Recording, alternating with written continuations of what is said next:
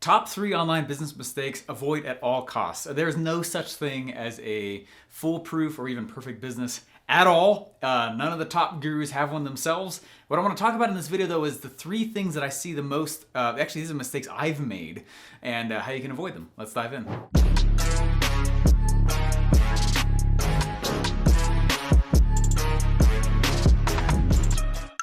Okay, I was speaking at one of my events and this lady raised her hand and she goes, "Stephen, I cannot wait to stop making all these mistakes." And I just about fell on the ground laughing. She said, "When is going to be the phase of this business where I stop making mistakes and there's nothing else to answer?" And I was like, that is the name of the game. That is literally why we became entrepreneurs, is because we're good at solving problems. Think about this. I wake up every day and it's not like somebody is telling me a to-do list. I'm the guy who comes up with the to-do list. And I'm the guy who's identifying the problems. And so what I want to talk about real quick is the value of the problem itself. So you're looking up how to not make mistakes. First of all, it's not going to happen, right? You're going to make mistakes. Second of all, what you need to do because you're going to make mistakes is create some kind of a system or catcher's mitt, if you will, on what happens when you actually are making a mistake itself. I remember when I was leaving a funnel hacking live event, I was on the airplane and I remember sitting there and I was asking myself, how can I increase my speed? And what I realized was that I needed more systems around how to approach problems when they arise. I needed to make it safe for my employees to show problems, right? So I needed to make it a routine, systemized thing where we could actually sit down and fix problems. So what I'm going to walk through is 3 of the most common mistakes that I have made, that I've seen other people make, but then also some advice on how to get around them so that they're not as owie for you. All right, mistake number 1, no customer clarity. This is the bane of most internet entrepreneurs. They have no idea on who they want to sell to because they think they want to sell to everybody. One of my first clients ever, actually is when I was in college still, I was sitting down with them and we were selling these water machines. And these water machines, they were water filters. And I sat down with them and I said, "Hey, who is your dream customer?" And they said, "Well, Stephen, everybody drinks water, so everybody is our dream customer." And I was like, no. Okay, that is not true at all. I was like, we need to figure out, you gotta tell me what your dream customer is. Not knowing who your dream customer is a huge issue. When you target everybody, it means you're targeting nobody. And so if you have a hard time figuring out who you actually sell, and you're like, I could sell to everybody, I could. Don't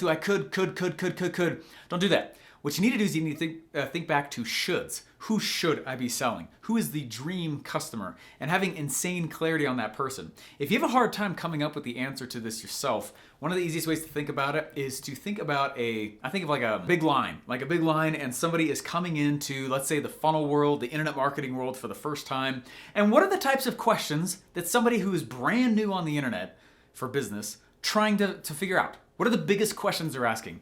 Oh, how do I make a product, right? That's a new person question. How do I make a product, right? What's an email list, right? What kind of software should I be using, right? Those are all beginning questions, right? As we progress down the line and they get more and more experience, the questions change. And they start asking questions like, how do I upsell? How do I make my first hire? How do I turn on a new marketing channel? And the type of question changes based on their experience level. So if you're like, man, I have no idea still who it is that I want to sell to, start thinking of it in terms of questions that you like to work with. Oh, you have a hard time figuring out what you want to sell? Sweet. Or you have a hard time, what's the next marketing channel? Oh, it's more experienced. And what you'll start to find is it will help you place, am I working with somebody who's more new, or somebody who's kind of in the middle, or somebody who's really experienced? And just that level of clarity right there will help not just your company target them, it actually will let the marketplace know if they should buy from you. Okay, if you can't even name who it is that you want to be buying from you, they certainly don't know if they should be buying from you themselves. And they want to know that. Let's say that you were going to go to let's say you're going to go to a party, and it's a dinner party, and you're like, I'm going to go to this dinner party, and you spend the whole day, I'm just making this up, but let's say you spend the entire day doing yard work, and you're doing all this yard work, and you're like totally dirty, and you're totally nasty, and you're like, I'm going to go to this fancy dinner party, and let's say that you walk in, and you didn't like clean up, right? You would walk into that dinner party and immediately feel weird. Like, oh my gosh, I don't quite belong here. It's not that I can't be here, I don't feel comfortable here. Your customers are the exact same. They want to make sure that they are in the right place. They want to be in the places that they want to be in, but they also don't want to be in a place where they shouldn't be. Does that make sense? They don't want to appear in a spot. Like I had a few people come to an event once, and it was a higher end event, and they showed up, And there wasn't many that slipped through the cracks, but there was one or two. And they came to me afterwards. They said, this was way over our heads. This is like, we're on like 4.0. I was like, yeah, you need 1.0. You're at the beginning still. It's cool you showed up. They're like, no, we got value still. We got value still. It's great. But they showed up way too early. So mistake number one, no customer clarity. No customer clarity means not only does your company not know how to fish, they can't because they're fishing for everybody. But secondly, the listener, the prospect has no idea if they qualify, if they're this tall to ride this ride, if they're dressed for the occasion, and they actually qualify to actually purchase from you. Mistake number two is that people have no idea how to set up any kind of structure. Meaning, if you don't have, like, you got a little to-do list and that's it, but there's no systems, that sucks. I remember there was a guy that came to me and he said, Steven, I run my entire company with one 90-minute meeting every single week. And I was like, you run your whole company? And he's like, check it out. It makes $1 million net every single year. And I was like, dude, that's insane. That's so cool. How do you do that? Systems. You do it with fun. You do systems. That's it. That's the answer right there. Okay. You need lots and lots and lots of systems. And the biggest struggle that new entrepreneurs have, especially on the internet game, is that so much is at your fingertips and you have so many skill sets that you mess up one of the most fundamental roles ever. Let me back up real quick and I'll tell you what I'm talking about. I was on this podcast interview once and this guy was introducing himself and he had the most, I looked at his LinkedIn profile. How many of you guys have been LinkedIn? You go to his profile, you go to someone's profile and it says, I'm the CEO, founder, co-founder, VIP, right? Liaison, lexicon, Donkey Kong. I'm like, it's like, so this, and they're everything to everybody. President of the board, right? Servant of the board, they're everything. And it's like, do you know that those are different roles with actual different descriptions, right? If you have no systems in your company, what it means is that you can't do the roles. And you have to know that there are different roles in this game, and it's a progression. Don't try to do all the roles at the beginning. So here, what are the roles? These are the roles that you need to create systems around inside of your company. First, entrepreneur, right? And the entrepreneur one is a pretty easy one because as soon as you have a product, you're done with that role. So how many guys right now watching this, do you have an actual product, right? Let me know. Do you have a product? Sweet. Second of all, graduate to marketer. Graduate to marketer. Marketers, that's a different role than entrepreneur. Marketers' whole interest, their entire intent is to get sales-based noise. That's it, sales-based noise. So while an entrepreneur finds and solves valuable problems, a marketer gets sales-based attention. Sweet. If you're getting sales-based attention and you know how that happens, you're like, hey, we run Facebook ads and I do a little event every quarter and I do that. Whatever that is, you can systemize that. When you can systemize that, you get to graduate to the third role. The third role is CEO. What is a CEO? Everyone calls themselves a CEO. CEOs drive me nuts, okay? But it's because this is what they do. They say, I'm a CEO. And I'm like, cool. What business systems do you have in place? They're like, well, I don't have any. Okay, CEOs are in the business of creating and tweaking systems. So if you have no systems, you are not a CEO, right? You are either still a marketer or you're even an entrepreneur still. And they are a progression, right? You don't always keep the entrepreneur in the business. After a while, the entrepreneur leaves the business and the systems take on. We've got marketers in there. We got a CEO who's building and tweaking systems, right? And then finally, I'm going to say, if you down the road quite a ways, the one that's really hard to hit, but it's the holy grail is owner. And the owner is not involved in the company at all, right? So if you're like, man, I got to go and I got to keep creating my stuff and I've got, I need structure. One of the things that will really help a lot of you guys is by thinking what role you're in. What role are you in? Are you still behaving as an entrepreneur? Cool. Don't fall in love with it though. It's the broke role. Marketers are the ones that make the money. CEOs make the systems around everything so that as the owner, you can step away but still own the thing and make a lot of money. Before we talk about one of the money mistakes people make, guys, tell me in the comments, what is the role that you're in right now? Tell me in the comments below, are you an entrepreneur? Are you a marketer? Are you a CEO? Or are you an owner?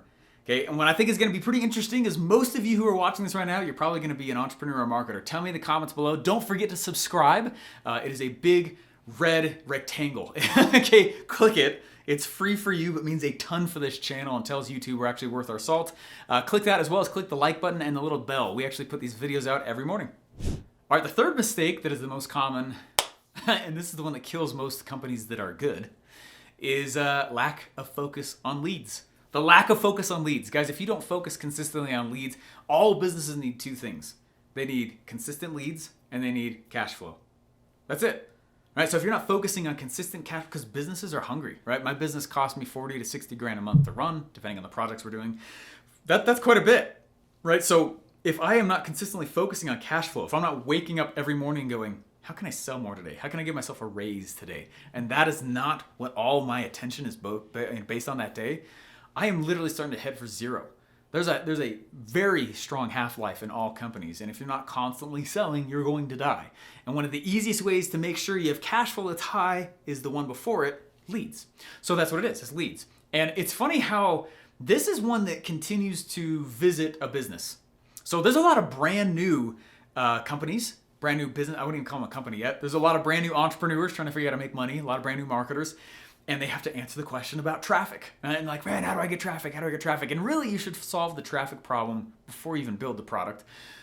However, even if you did, it's very common for this one to return. I have one of my most recent clients. They've done over $100 million. They're a huge client that we had for quite a while. We helped them do this big launch. It was great. It was great. But the reason they approached me in the first place is because they needed more leads. $100 million as a company, and they need more leads. I bring this up as a point to show you that like this is something that returns. And so this consistent focus on where do I get more leads? Where do I get more leads? And sometimes like people are like, oh, I don't need more leads. I just got to sell more of my existing leads. Sure. I'm saying fresh blood though, right? You need to be able to find more people that you can find and sell to. You need to be able to upsell people. How do you do that? And without focusing on that and making big systems around it, you're just not going to be a company. You will burn out so fast. So I want to show you guys just a few things that I do to consistently keep new and fresh blood coming in. The 4 of my favorite traffic strategies, here they are. Number 1, consistent content, like I'm doing right here, right? Consistent content. Number 2, ads. I don't know how to run ads. I hire that out, but I still run them. Number 3, JVs, joint ventures, okay? And this is going to be with big Dream 100 people, meaning big influencers. 4th is affiliates. Those 4 right there are the ones that I continue to kind of go back to. But I will say that for me, none of them quite take the cake as number 5. Number 5 for me, one of the simplest ways, you guys, to get consistent new blood and new leads all the time is with new offers. Just small little things. Like I'm gonna go write a book. Actually, I have 5 books that we're writing. Okay, that's a lot of books. But let's say that I put the first book out and someone's like, you know what? I don't know that I'm really interested in getting that book. That's fine. But that doesn't mean that they wouldn't buy. Maybe the title and the topic of book 2 is more interesting to them. So, well, go put another one out. Maybe the title and topic of book 3 is more interesting to them. Maybe they want to be able to come to an event versus go through a course. Maybe they want to, maybe. Okay, so that's one of the reasons why we put so many things out, is because some things don't attract our dream customer, and we need to be able to come out and say to them, look, here's a reason to come and buy from us. Here's a reason to become a lead. Here's a reason to, and those are really, really powerful strategies. As a little bonus one, I'll just tell you, the other one that we are doing right now is phones. Somebody comes on in and we're starting to call them and get back on the phone with them. We're building a sales team. It's awesome. It's been really, really powerful. But without that consistent focus on brand new, fresh blood, the half-life of your company is very quickly. You're probably not going to last long. Don't click away. I got a little bit of a gift here for you guys because you know what? It's really, really hard to build a company, obviously. There's a formula that is responsible for literally every dollar I've ever made. We've crossed $10 million in 3.5 years. We have no VC funding. I haven't given away equity to grow. I'm very proud of that fact. Yes, I'm slightly flexing here, but it's because that's rare. And the reason why I'm stopping you right here is because I got a free gift for you. Go to internetlaunchsecrets.com, and there you'll see a free presentation that will show you and talk about literally the formula that I use every single product that I put out, and it reduces my own risk. It's free, it's in the comments and in the description, internetlaunchsecrets.com.